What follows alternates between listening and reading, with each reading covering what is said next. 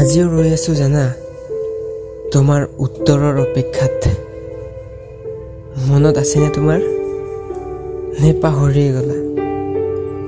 মই যে দিছিলো সেই ৰঙা লিফাফাত, বহুত ভাবি ভাবি লিখিছিলো কথাবোৰ, কাৰণ আগতে লিখাৰ অভ্যাস একেবাৰেই নাই। তুমি চাগে হাঁহি আছা, মোৰ আখৰবোৰ কেনেকৈ যে লিখিছিলো সেই কথাবোৰ, নিজৰ ওপৰতে হাঁহি উঠে। তথাপিও বাট চাই আছো তোমাৰ উত্তৰৰ, আভাস পাম বুলি এষাৰ মিঠা বৰষৰ।